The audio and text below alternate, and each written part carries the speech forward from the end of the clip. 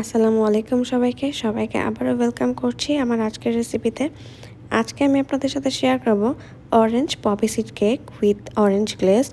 আশা করি আপনাদের রেসিপিটি ভালো লাগবে এবং এই কেকটি তৈরি করতে আমি কোনো আর্টিফিশিয়াল ফ্লেভার বা ইমালশনে ব্যবহার করিনি। তো চলুন শুরু করা যাক। প্রথমে আমি 90 গ্রাম পরিমাণে চিনি নিয়ে নিয়েছি এবং নিয়ে নিয়েছি 1 চা চামচ পরিমাণে অরেঞ্জ জেস্ট। এখানে আমি মালটার খোসাটাকে খুব ভালো মতো গ্রেট করে নিয়েছি। এখন আমরা চিনির সাথে খুব ভালো মতো মিশিয়ে নিলাম। অরেঞ্জ জেস্টের যে ন্যাচারাল অয়েলটা আছে তার সাহায্যে এটার ফ্লেভারটা অনেকখানি এনহ্যান্স হবে। এখন আমরা শুকনো উপকরণগুলো চেলে নিব। আমি চালনিতে নিয়ে নিয়েছি 100 গ্রাম পরিমাণে ময়দা এবং সামান্য লবণ এবং 1 চা চামচ পরিমাণে বেকিং পাউডার। এখন আমরা এগুলো খুব ভালো মতো মিশিয়ে এক সাইডে রেখে দিব। এখন আমি নিয়ে নিয়েছি 100 গ্রাম পরিমাণে ডিম। ডিমটা আমরা এগ বিটারের সাহায্যে হালকা বিট করে নিব।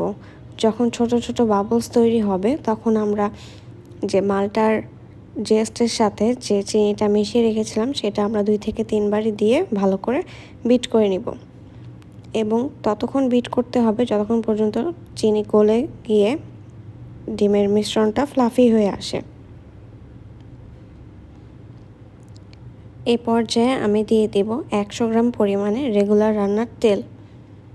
এখানে আপনারা চাইলে মেল্টেড বাটারও ব্যবহার করতে পারেন এবং তেলটা একেবারে দিয়ে দিবেন না, তেলটা আমরা আস্তে আস্তে দিব এবং এগ বিটারের সাহায্যে মিশিয়ে নিব।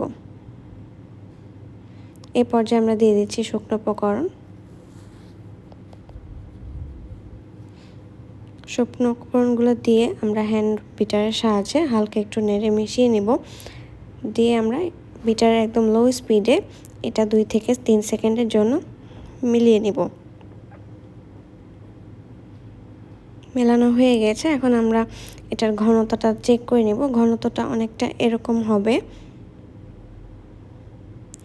এখন আমি স্প্যাচুলার সাহায্যে কাট অ্যান্ড ফোল্ড মেথডে খুব ভালো মতো মিশিয়ে নেব যেন শুকনো উপকরণে কোনো দলা না থাকে। আমরা এখানে যে মালটার খোসাটা ব্যবহার করেছি সেটা থেকে এটা ফ্লেভারটা আসবে। এখন আমি এখানে দিয়ে দিলাম 1 টেবিল চামচ পরিমাণে ব্ল্যাক পপি সিড।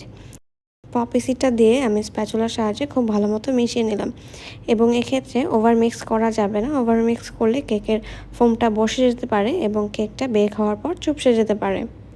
আমার মেশানো হয়ে গিয়েছে। এখন আমি একটা 6 ইঞ্চি বেকিং মোল্ড নিয়ে নিয়েছি, pound cake mould. Pound cake মোল্ডে আমি বেকিং পেপার বিছিয়ে নিয়েছি এবং কোনো প্রকার এক্সট্রা তেল ব্রাশ করিনি। এখন আমি উঁচু করে কেকের ব্যাটারটা ঢেলে 2 থেকে 3 বার ট্যাপ করে এটা বেক করে নিব 160-তে আপ ডাউন হিটে 45 মিনিট। বেক হওয়ার পর আমি একটি টুথপিকের সাহায্যে আপনাদেরকে দেখাচ্ছি কেকটা পুরোপুরি বেক হয়েছে। এখন আমরা এটা একটা ক্লিন র্যাপের সাহায্যে ঢেকে রেখে দিব। এই ক্ষেত্রে কেকের যে ময়েশ্চারটা সেটা লক হয়ে থাকে এবং এক্সট্রা করে কোনো সুগার সিরাপ ব্রাশ করতে হয় না এবং এটা আমরা একদম রুম টেম্পারেচারে আসা পর্যন্ত ঠান্ডা করে নিব। এই পর্যায়ে এখন আমরা অরেঞ্জ গ্লেজটা বানিয়ে নেব। এর জন্য আমি প্রথমে নিয়ে নিয়েছি 1/4 কাপ পরিমাণে আইসিং সুগার। এখানে অবশ্যই আইসিং সুগারটা ব্যবহার করার চেষ্টা করবেন, কোনো পাউডার সুগার না বা কোনো গুঁড়ো করে নেওয়া চিনি না। এখানে আমাদের আইসিং সুগারটা প্রয়োজন হবে এবং নিয়ে নিয়েছি 1/4 টিস্পুন অরেঞ্জ জেস্ট। অরেঞ্জ জেস্টের সাথে আইসিং সুগারটা খুব ভালো মতো মিশিয়ে নিচ্ছি। এই পর্যায়ে আমরা দিয়ে দিলাম 1 টেবিল চামচ মাল্টার রস। এখন আমরা এটা খুব ভালো মতো মিশিয়ে নিব যেন আইসিং সুগারে কোনো দলা না থাকে। খুব ভালো মতো মিশিয়ে নিলে একটি স্মুথ পেস্ট চলে আসলে এবং কেকটা আমাদের পুরোপুরি রুম টেম্পারেচারে চলে আসলে আমরা কেকের উপর আমাদের বানিয়ে রাখা গ্লেজটা দিয়ে দিব। আপনারা চাইলে মোল্ড আউট করেও এটা উপরে স্প্রেড করতে পারেন। আমি মোল্ডে রেখে এখানে দিয়ে দিচ্ছি এবং এটা আধা ঘন্টার জন্য নর্মাল ফ্রিজে রেখে ঠান্ডা করে বা সেট করে নিব। আধা ঘন্টা পর দেখতে পাচ্ছেন আমার কেকটা পুরোপুরি সেট হয়ে গেছে। এখন আমি এটা ডিমোল্ড করে আপনাদেরকে স্লাইস কেটে দেখাচ্ছি। এই কেকটাতে অরেঞ্জ জেস্ট এবং অরেঞ্জ জুসের গ্লেজ ব্যবহার করার কারণে কেকটা খেতে অনেকটা রিফ্রেশিং এবং খুবই টেস্টি লাগে। আশা করি আপনারা রেসিপিটি ট্রাই করবেন। এবং আমার এই ভিডিওটি চ্যানেল থেকে দেখে থাকলে চ্যানেলটিকে একটি সাবস্ক্রাইব এবং ফেসবুক পেজ থেকে দেখে থাকলে একটি লাইক দিয়ে দিবেন। পরবর্তীতে আপনারা কী রেসিপি দেখতে চান তা আমাকে অবশ্যই কমেন্ট বক্সের মাধ্যমে জানাবেন। সেই পর্যন্ত সবাইকে আল্লাহ হাফেজ।